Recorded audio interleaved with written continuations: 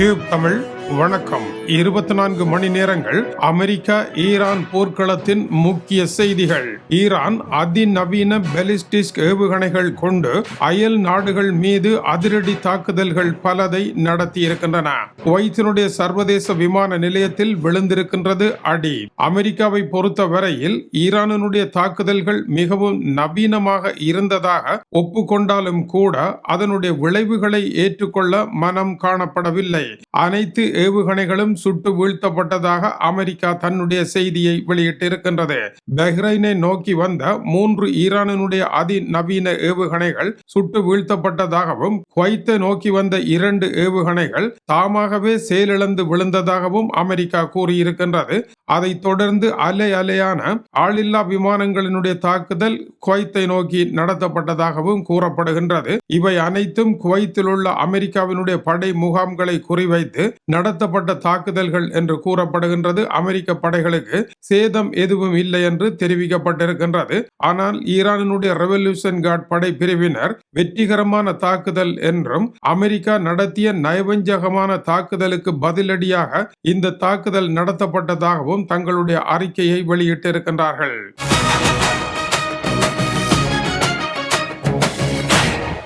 ஈரானுக்கு சொந்தமான ஹெஸ் தீவு என்கின்ற ஒரு தீவு கோர்முஸ் நீரிணை பகுதியில் இருக்கின்றது. இங்கே ஈரானுடைய தகவல் தொடர்பு கட்டளை பணியகம் காணப்படுகின்றது. இதன் மீது அமெரிக்கா தொடர்ந்து தாக்குதல்களை சில நாட்களாக நடத்தி வருகின்றது. உலகத்திற்கு தெரியாமல் செய்திகளில் வராமல் நடைபெற்று கொண்டிருக்கின்ற இந்த போர் சாதாரண போர் அல்ல, ஒரு பெரும் போராகவே தான் நடைபெற்று கொண்டிருக்கின்றது. அந்த தாக்குதலுக்கு பதிலடி வழங்குவதற்காகவே ஈரானுடைய அதிரடியான தாக்குதல்கள் நடத்தப்பட்டதாக ரெவல்யூஷன் கார்ட் படைப்பிரிவு கூறுகின்றது. மறுபுறம் அமெரிக்காவினுடைய வெளியுறவுத்துறை அமைச்சர் மார்க்கோ ரூபியோ ஈரானுடனான பேச்சுக்கள் நடைபெறுகின்றன என்றும் அணு ஆயுதம் தொடர்பான பேச்சுக்களில் முன்னர் எதையுமே பேச முடியாது என்று கூறிய ஈரான் இப்பொழுது சிறிய விட்டுக் கொடுப்பை ஏற்படுத்தி இருப்பதாகவும் பேச்சுக்கள் தொடர்ந்து நடைபெற்றுக் கொண்டிருப்பதாகவும் தெரிவித்திருக்கின்றார். இருந்தாலும் ஈரானுடைய முக்கிய ஊடகங்கள் இந்த பேச்சுவார்த்தைகள் எதுவும் நடைபெறவில்லை என்றும்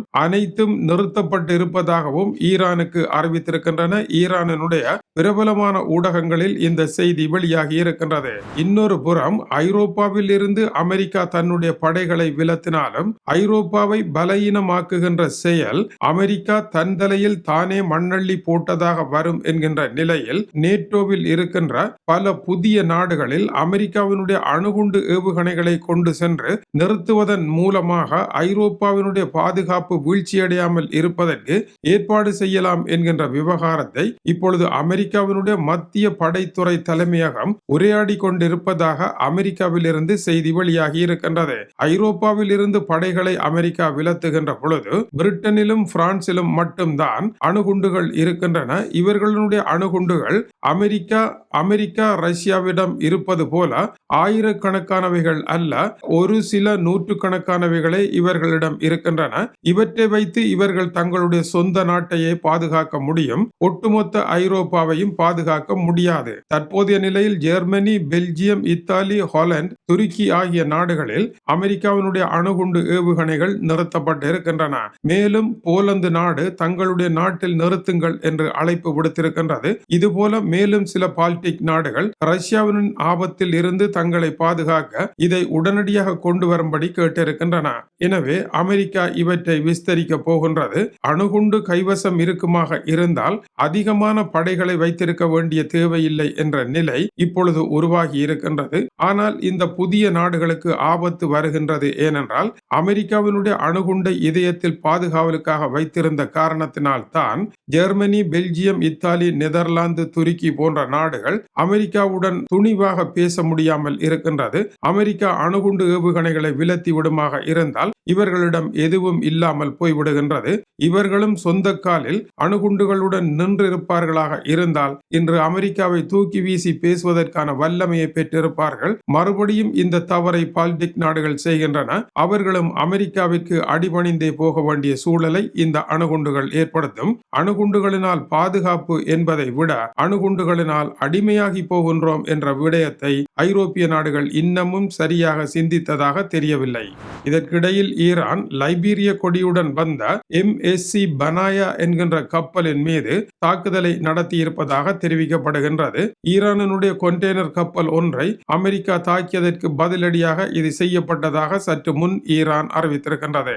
ஈரான் அமெரிக்க பேச்சுக்கள் முற்றாக நிறுத்தப்பட்டதாக தஸ்னிம் ஃபார்ஸ் ஆகிய ஊடகங்கள் ஈரானில் இருந்து தெரிவித்தாலும் அமெரிக்க அதிபர் அப்படி நடைபெறவில்லை, பேச்சுக்கள் நடைபெறுகின்றன என்று கூறியபடியே தாக்குதலையும் நடத்தி கொண்டிருக்கின்றார். உண்மையில் பேச்சுக்கள் நடைபெறவில்லை என்பதற்கு ஆதாரமாக ஈரான் மீது அமெரிக்கா புதிய பொருளாதார தடைகளை நேற்று விதித்திருக்கின்றது. சில தனி நபர்கள் ஈரானுடைய கிரிப்டோ கரன்சி மீது தடை விதிக்கப்படுகின்றது. ஈரான் மீது விதிக்கப்பட்ட தடைகளை வெல்வதற்கு கிரிப்டோ கரன்சிகளை ஈரான் பாவிப்பதனால் இந்த தடை வருகின்றது. இதுபோல இப்பொழுது லெபனானில் நடைபெறுகின்ற தாக்குதல்களை தடுப்பதற்காக லெபனான் அரசுக்கும் இஸ்ரேலுக்கும் இடையே வாஷிங்டனில் புதிய பேச்சுக்கள் ஆரம்பமாகி இருக்கின்றன. அதேவேளை இஸ்ரேல் நடத்துகின்ற ஹிஸ்புல்லா மீதான தாக்குதல்கள் தொடர்ந்த வண்ணம் இருக்கின்றன. அமெரிக்காவினுடைய வெளியுறவுத்துறை அமைச்சர் மார்க்கோ ரூபியோ ஊடகவியலாளரிடையே பேசுகின்ற பொழுது இந்த பேச்சுக்கள் வெற்றி பெற வேண்டுமாக இருந்தால் ஒரே ஒரு நிபந்தனை தான் இருக்கின்றது. அது ஒன்றுதான் இப்பொழுது தடையாக இருக்கின்றது. ஈரான் கோர்முஸ் நீரிணையை திறந்து விட வேண்டும். அதை திறந்தால் இந்த பேச்சுக்கள் வெற்றியாக முடியும் என்றும் கூறியிருக்கின்றார். அதற்கு பதிலாக ஈரானுடைய பொருளாதார தடைகளை விலத்துவதோ அவர்களுடைய பணத்தை விடுவிப்பு செய்வதோ குறித்து அமெரிக்கா எந்த வாக்குறுதிகளையும் வழங்கவில்லை என்றும் அவர் குறிப்பிட்டிருக்கின்றார். கடந்த 24 மணி நேரங்களில் ஈரான் அமெரிக்க போர்க்களத்தில் நடைபெற்றிருக்கின்ற முக்கிய செய்திகளினுடைய தொகுப்பு இதுவாகும். இது டியூப் தமிழனுடைய உலக செய்திகளுக்காக டென்மார்க்கில் இருந்து கீசே துரை. வணக்கம் உறவுகளே.